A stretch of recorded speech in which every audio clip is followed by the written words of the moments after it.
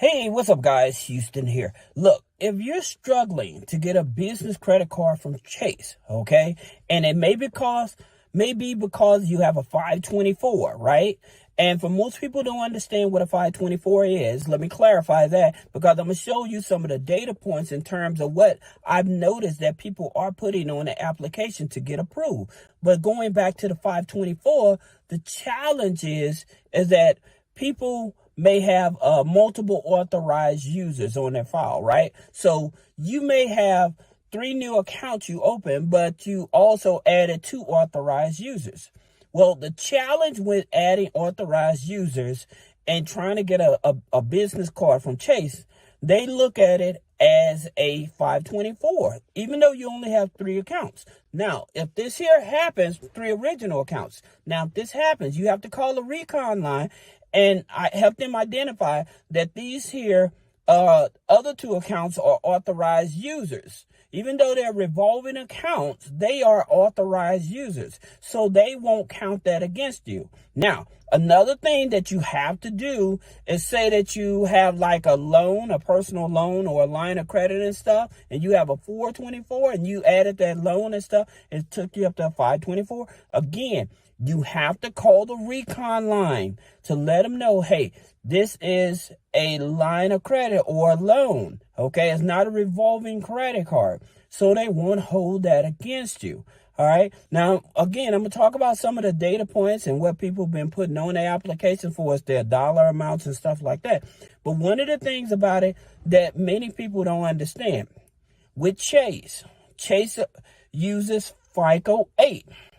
For most of their business credit cards that I've seen, all the business credit cards I've seen, they always going to pull from your Experian FICO 8, okay?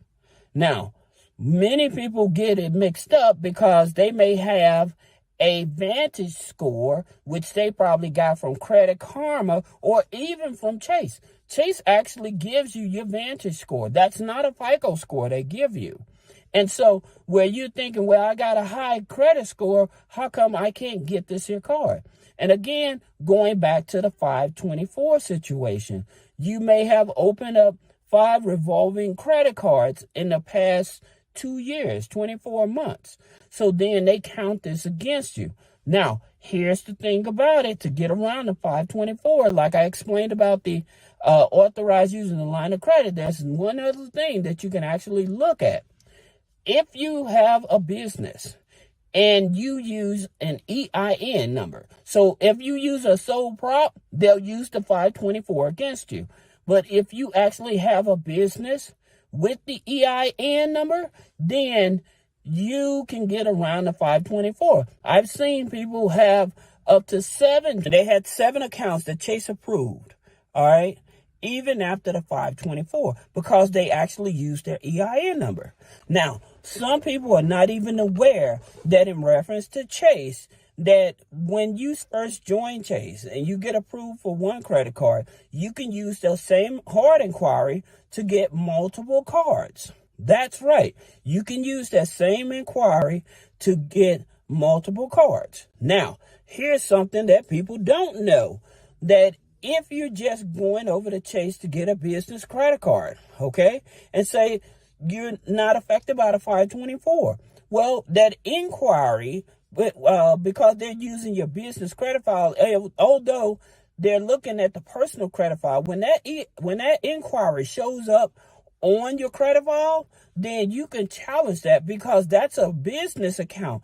That's not a personal account. So you can challenge that with Experian.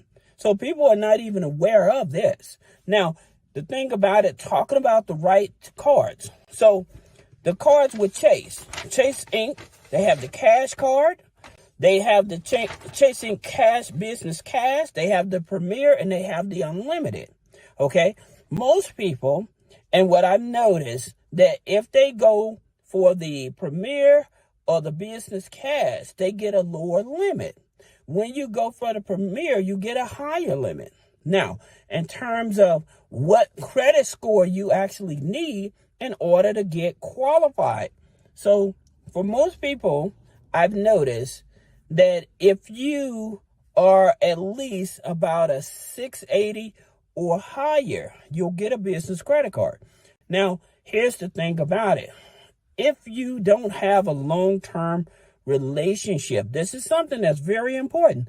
If you don't have a long-term relationship with Chase, they're usually going to give you funding under $9,000. Okay, so they may give you $3,000 if they approve you, $4,000 or $5,000.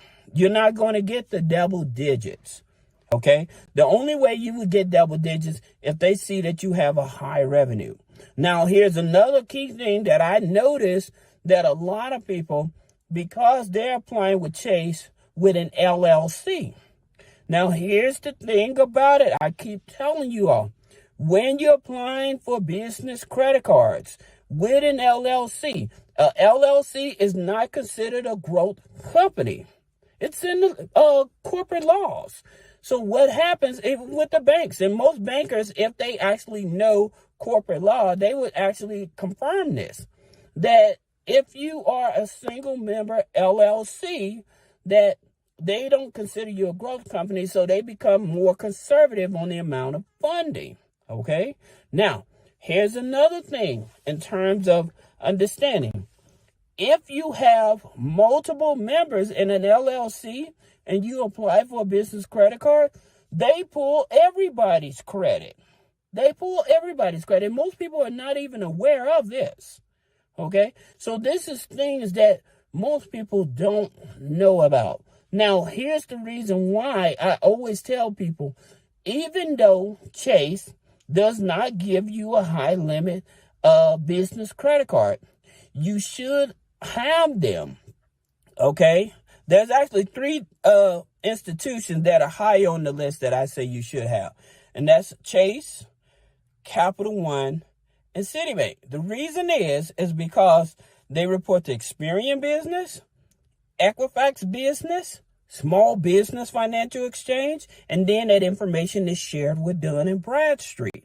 That's the reason why they are so important. So Chase is a tier 1 institution, okay? And I always tell people, if you're going to a tier 1 institution, just keep in mind that with tier 1 institution, if you don't have a high volume of revenue being reported on the business side, they're going to be more conservative.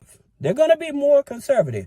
Now, here's the interesting thing about it, because with Chase, they're more conservative over there in terms of the business credit cards.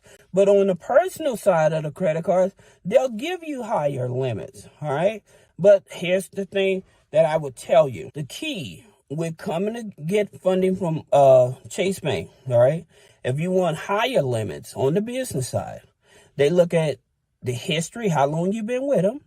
They look at multiple accounts, how many accounts you have. So if you have a business account, a personal account, a savings account, a CD is one of the biggest keys that I've noticed in terms of getting higher limits with any institution. If you have a CD or a money market account, these are keys. Now, in terms of average income, that many people that I've noticed, I've noticed people went for as putting $150,000 of revenue on their applications, and Chase still has given them 3, 4, 5,000. So if they're putting that much income on the application and Chase still giving them that dollar amount, and then you have some people with a 680 that's only putting like 85,000 and they're getting almost 10,000. So it makes you scratch your head. What is it that they have? And again, it goes back to the amount of revenue, the structure of the business, the history that you have with them, how many accounts you have with them, all matters, okay? And like I said, one of the biggest keys in terms of the EIN to get around the 524, but another thing you definitely have